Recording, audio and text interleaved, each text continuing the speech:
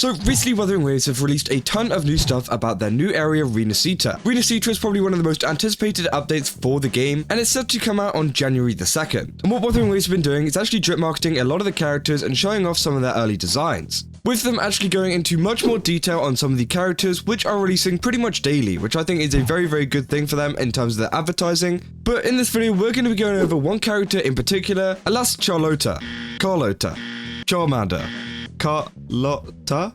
Carlotta is one of the first characters to actually be kind of teased and have a little bit more story behind them, and it's firstly introduced by this post-lament Anthropocene. They say fate will lead you to me eventually, and I'm merely extending my finest proposal in advance. You wouldn't refuse me, would you? And again, this is just a new kind of art thing, and again, I think this looks really cool. It's definitely a step up from some of the previous stuff that Kuro Games has done. There's actually this post of appreciation in r/Wuthering Waves where they pretty much say, thank God that they've actually released some better kind of splasher and stuff like that for the characters, because again, it just makes it seem much more well-rounded and gets people much more excited, even if it's something as small as adding a background to a bit of art and stuff like that. But it seems like there's a lot more to Carlotta than we actually understand, which could actually change the course of Wuthering Waves in general. So that's what we're going to be going through in this video. I'm going to be showing you everything you need to know about Carlotta, everything to do with, what a character is about, and how she could possibly change the way that Wuthering Waves is done, and what Wuthering Waves have done well to actually improve Rinascita and kind of, improve the characters like Carlotta. But before I get to this video, don't forget to leave a like and subscribe if you enjoy it, and also go to my Twitch where I'm going to be streaming live.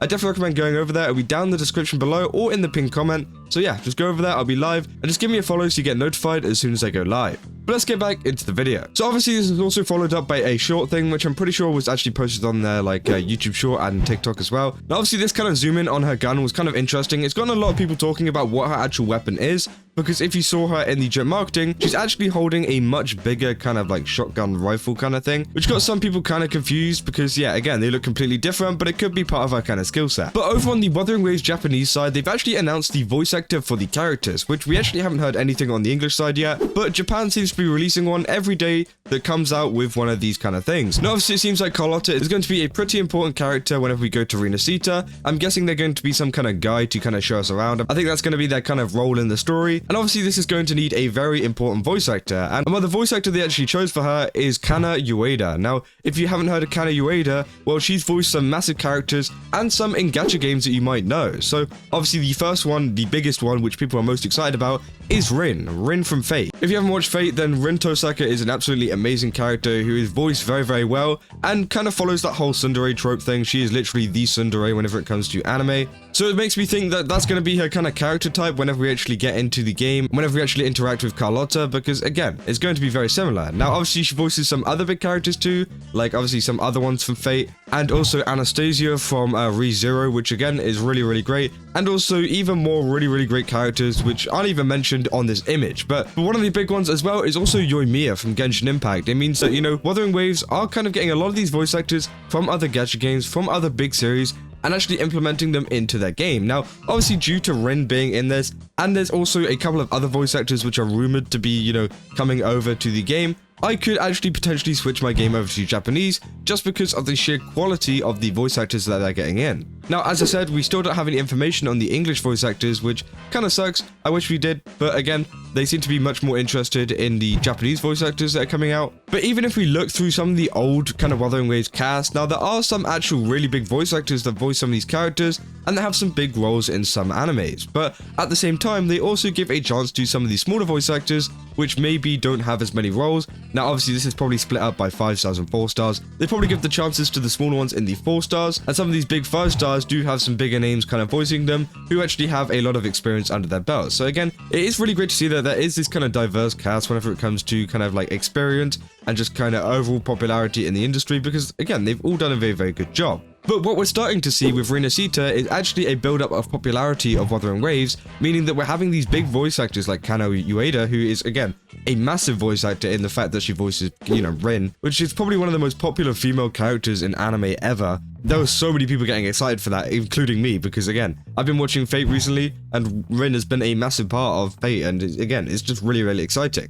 But it seems like with a lot of the popularity that Wuthering Waves is growing over time, it seems like this is catching the attention of a lot more bigger voice actors, bigger kind of companies and stuff like that. Obviously, we had the Game Awards as well, which catches the eye of more even bigger kind of companies and things like that. which is going to be really, really good for Kuro Games in the future, because it means that they can sign on people like this who have a lot of talent. And also there is going to be people that kind of see, oh, they voice Rin, well, I'm going to go play the game just because the voice actor for Rin is in it. You know, there are people that actually do that. Now, obviously it's not going to be a large amount, but it definitely brings a lot more attention to Wuthering Waves in general, and in return they do get a ton of good voice actors, because there is a couple of positives to this. As I said, the first one being popularity, obviously people being like, oh, Kana Ueda is voicing in this, that's pretty good. But also you have these stuff like Kana Ueda is literally a great voice actor, so not only is she going to bring popularity, but she's also going to bring, you know, her kind of talent in terms of voice acting, which I'm very excited to see, and it's one of the reasons why I might switch over to the Japanese voice acting. Now, obviously not to say that the English voice acting is bad or anything, I do think the English voice acting has actually been amazing, and Wuthering Waves have actually come really, really far whenever it comes to voice acting. Now, if you don't know,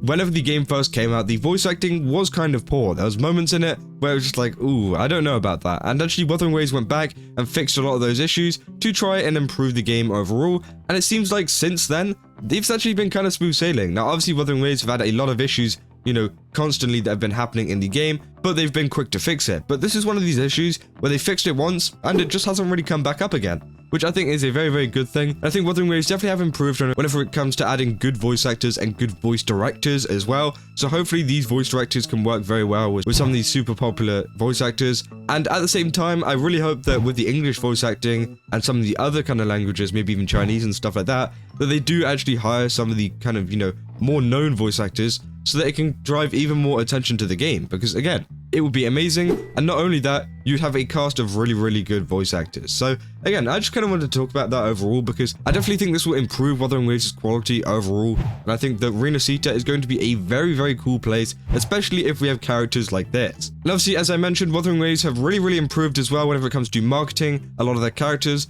Carlotta has a lot of really cool like marketing for her already, and it seems like they are doing this daily, so keep an eye out for a lot of these kind of posts. It seems like they are posting each of the characters, and the Japanese account is actually posting the voice actors for each of these like each day. And it seems like, you know, the next character that they've actually announced, which actually came out 8 hours ago, is Roccia.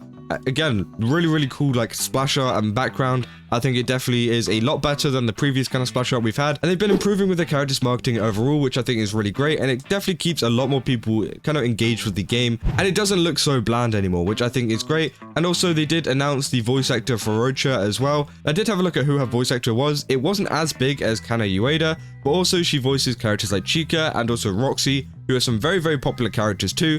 Again, some of the other roles that she has aren't as popular, but it's good to see that we do have some voice actors that do voice big roles like that, and that hopefully can bring a kind of more immersive experience to Rinascita overall. But yeah, let me know down in the comments what you guys think. Do you think that, you know, the voice acting is going to be improved with the addition of a lot of these kind of characters and a lot of these voice actors? Or do you think that it won't really make a difference, and that, you know, it just doesn't really matter how popular a voice actor is or how talented they are? It's not going to really change how the story is, because honestly, one of the big gripes that I had with the game whenever it first came out was the poor voice acting. So hopefully a lot of these really kind of like talented voice actors can fix this. But yeah, that's about all I got for this video. If you did enjoy it, then don't forget to leave a like and subscribe. And also go to my Twitch, as I said. Go down there, it'll be down in the pinned comment down below, or down in the link in the description. I definitely recommend going over there. And yeah, I'll see you guys in the next one. That's all. See ya.